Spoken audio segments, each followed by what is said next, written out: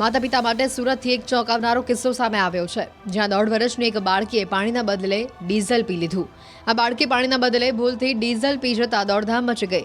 જો કે તાત્કાલિક અસરથી આ બાળકીને સુરતની સ્મીમેર હોસ્પિટલમાં સારવાર માટે ખસેડવામાં આવી હતી, જ્યાં 10 દિવસની સારવારના અંતે આ બાળકીએ આજે અંતિમ શ્વાસ લીધા। બાળકીના સ્વજનોના કહેવા પ્રમાણે તે જ્યારે રમી રહી હતી ત્યારે રમતા રમતા પાણીના બદલે તે ડીઝલ પી ગઈ।